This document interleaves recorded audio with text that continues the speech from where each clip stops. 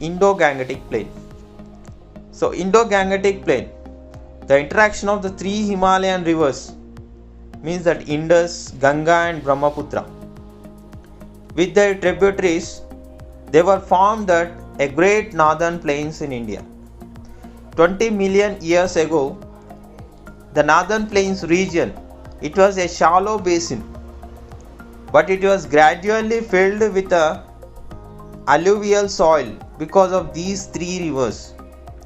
That's why these Indo-Gangetic plains broadly consist of three divisions. The first one, western part, central part and eastern part. So the western part, the first one, western part was formed by Indus and its tributaries. Especially the 5 tributaries of Indus, it was made plains, fertile land. The 5 tributaries are Jhelum, Chenab, Ravi, Beas, Sutlej. So these are originated from the Himalayas and flowing towards the Arabian Sea, and they joined in the Indus River. So most of the Indus River basin is located in the Pakistan, and only small portions belongs to the Punjab and Haryana state in India. So in this region we'll found some different type of feature, that Doab. The Doab feature means the fertile land between the two rivers called Doab. So especially in Haryana and Punjab we can find these type of Doab features. And the second one, central part, it is known as Ganga Plain. So the Ganga Plain extends from the rivers Ghaggar to Teesta. So this Ganga Plain, the majorly means mainly it was spread in the state of Uttar Pradesh, Bihar and some part of Haryana, Jharkhand and West Bengal. And Ganga river have many tributaries.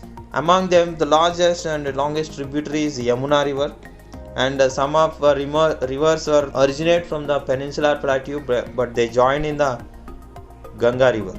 Those are Son, Chambal, Betwa, these type of. And the third one, eastern part. So this is known as a Brahmaputra Valley. In the eastern states like Assam region and Arunachal Pradesh, Meghalaya. So Brahmaputra is the main responsible for its formation, means eastern part. These are the 3 parts of Indo-Gangetic Plain. Now in Himalayan rivers, while flowing down, means from the hills to the plains, they deposit gravel and pebble sediments, the narrow belt. Especially on the foothills of Shivaliks, we found that parallel width means 8 to 16 kilometers of width, some type of narrow belt with the sedimentary rocks and pebbles, gravels. This feature is known as Babar. Babar is a porous in nature. The small rivers and streams flow underground through the Babar. They reappear in lower areas and they form that swampy and marshy regions. So these swampy and marshy regions called Terai. So the Terai region is the suitable for cultivation. Babar is not suitable for cultivation. And this Terai region, it had thick forest and rich variety of wildlife. So that's the reason the maximum migration during the India-Pakistan, the partition, and also few were migrated to the northern plains because of these alluvial soil in the northern plains. So in this important ranges that Western Ghats and Eastern Ghats. So the first, Western Ghats. The Western Ghats are parallel to the west coast. So this structure of the Western Ghats, they were continuous ranges.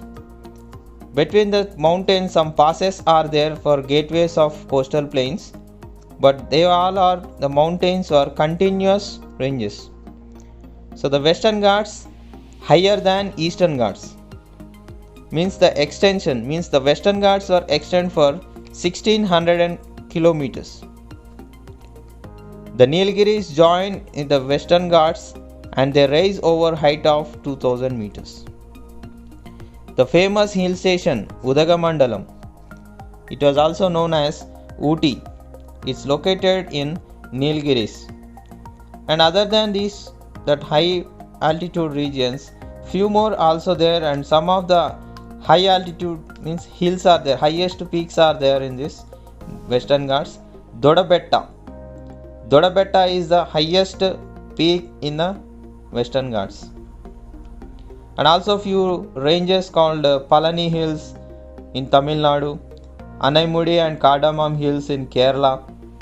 So Anaimudi is the highest peak in South India, which belongs to the Annamalai Hills. Now Eastern Ghats. The Eastern Ghats are extended from Mahanadi Valley in the north to Nilgiri Hills in the south. But not like Western Ghats, the Eastern Ghats are not continuous ranges. The rivers originates in the Western Ghats like a Godavari, Krishna, and they cut across the plateau and join in the Bay of Bengal. Because the Deccan Plateau is tilted towards the east. That's why all the rivers which originated in the Western Ghats, they flow towards the Bay of Bengal.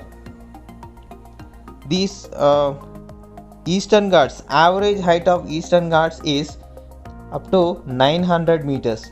Only few hills have more than 900 meters height. So in these Eastern Ghats, the highest peak is in Andhra Pradesh. It was found at Chintapalli. The name of highest peak is Aromakonda, about 1680 meters. And also Eastern Ghats, few hills are there like Nallamalas, Velikondas, Palakondas and Sheshachalam hills.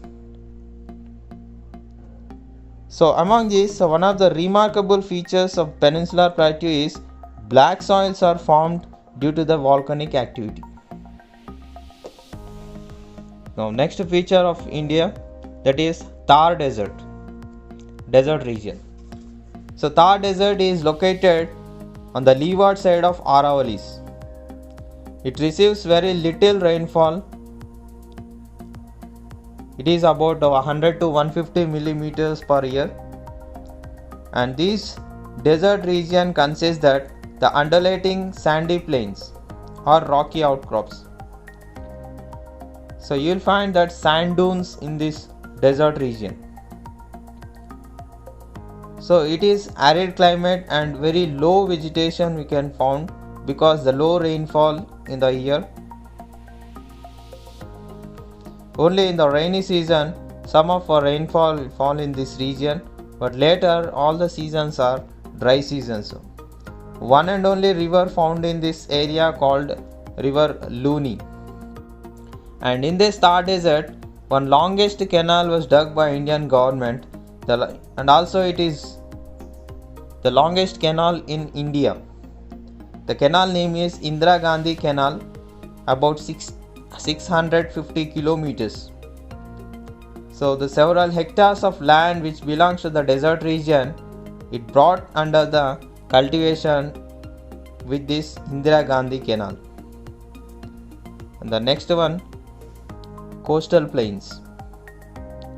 The southern part of Peninsular Plateau is bordered by a narrow coastal strip along the Arabian Sea on the west and the Bay of Bengal on the east.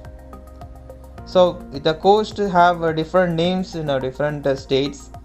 In the western coast start from the Run of Kutch to Kanyakumari in the Tamil Nadu, and the eastern coast it was from Bengal to Tamil Nadu, Kanyakumari.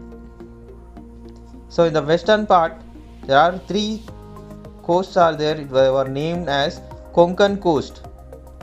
It means in the western coastal place north part it touches from Maharashtra to Goa. It named as Konkan coast. And the second one, Canara coast. It is the middle part which belongs to the Karnataka coastal plains. And the third one, Malabar coast. This is the south part of western coastal plains. It is mostly in the state of Kerala. And the east side, The Bay of Bengal plains also wide compared with the west coastal plains. The east coastal plains are broader, and these are named the three coastal plains. The coastal names in the Odisha it named as Utkal coast. In Andhra Pradesh it was Sarkar coast, and in Tamil Nadu it named as Coromandel coast. Like the Indo-Gangetic plains, these deltas too are agriculturally developed. In Andhra Pradesh you have that Kolleru lake. It was freshwater lake, and also we found in Odisha Chilka lake, in Andhra Pradesh Pulicat lake. So these are the important lakes which are rich in fishing resources. The last topic in the lesson is islands. There are two groups of islands are there in India: Andaman and Nicobar Islands, which are stretched in Bay of Bengal, and Lakshadweep Islands are in the Arabian Sea. So Andaman and Nicobar Islands are an elevated portion of submerged mountain parts running from Myanmar mountain called Arkan Yoma. In Andaman and Nicobar Islands, there are two volcanic original islands are there. They are called as Narcondam and Barren. And southernmost tip of India, it was found in Nicobar Islands. It called as Indira Point. The Indira Point was submerged during the 2004 tsunami. And the Lakshadweep Islands are the coral origin. In this group of islands is famous for a great variety of flora and fauna.